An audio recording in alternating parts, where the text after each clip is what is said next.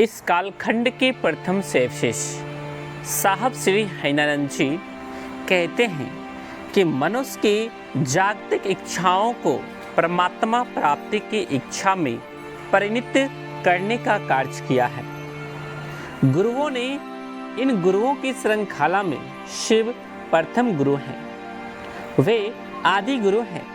शिव तंत्र के प्रणेता तथा सभी आध्यात्मिक विद्याओं के परम ज्ञाता माने गए हैं। उन्हें सभी गुरुओं का गुरु कहा गया है। यह जगत परमात्मा की इच्छा से सृष्ट है। मांडुक्य उपनिषद का कथन है, इच्छा मात्र प्रभु सृष्टि। उस इच्छामय की इच्छा से प्रारंभ होती है लीलानंद की लीला। चलता है काल चक्र और सृष्टि के विकास क्रम में सृष्ट होता है मनुष्य। परमात्मा इच्छा करने को स्वतंत्र है और वे ही करता है। इनके साथ आए लोग मंत्र मुग्ध तो थे ही, वहीं कुछ लोग इधर उधर से भी आ गए थे। वे भी इनकी चर्चा सुनने लगे। साहब कहते हैं, मनुष्य भी इच्छाएं करता है, परंतु परमात्मा की इच्छा से मनुष्य की इच्छा भिन्न है। परमात्मा की इच्छा सृष्टि की नियामक शक्ति है, जबकि मनुष्य की इच्छा का फल अनिश्चित है। जगत में रहने की इच्छा के बावजूद मनुष्य मृत्यु को प्राप्त होता है। वे कहते हैं, एक दिन मरकर यहीं आना है, मतलब शमशान, जहां आज हम आप बैठकर महेश्वर शिव के गुरु होने की बात कर रहे हैं। जगत में आने को हम विवश हैं और जगत से जाने को भी। मनुष्य भी करता है, एक सीमित दायरे में, वह भी सृजन और संहार करता है। यह खोज मनुष्य की मर्यादा के लिए आवश्यक है कि कौन उसे अनचाहे दुख झेलने के लिए मजबूर करता है, क्यों जगत में ले आता है और इच्छा अनुसार जगत में रहने नहीं देता। इच्छा की पूर्ति में सुख है। एक इच्छा की पूर्ति होते ही हमारी दूसरी इच्छा उत्पन्न हो जाती है। शास्त्र कहते हैं कि मनुष्य की इच्छा का उद्गम परमात्मा की इच्छा से है।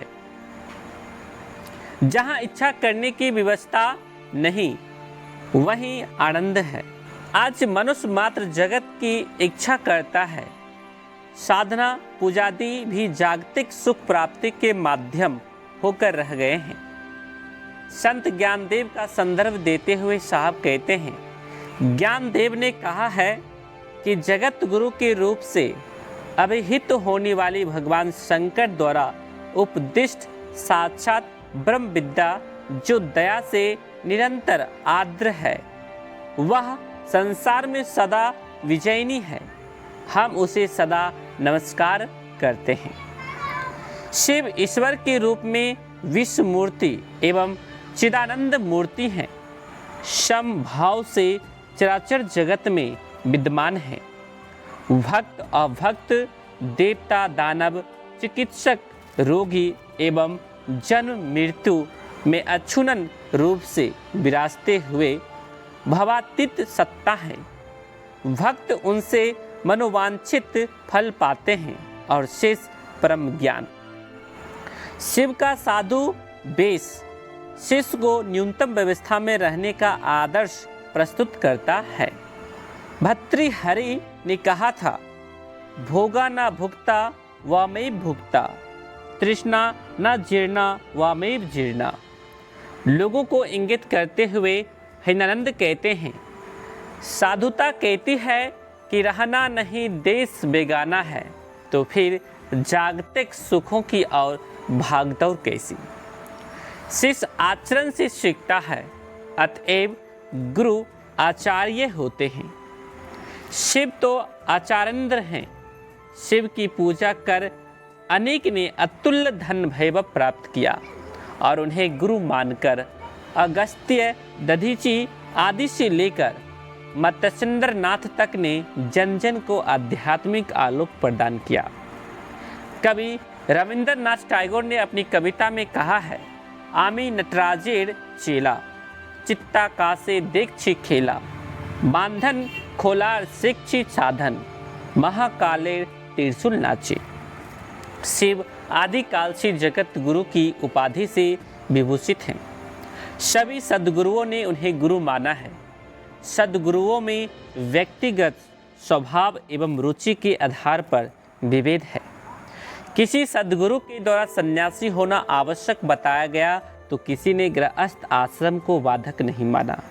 ये सन्यासी गुरुओं के साथ साथ गृहस्थ गुरुओं के भी गुरु हैं।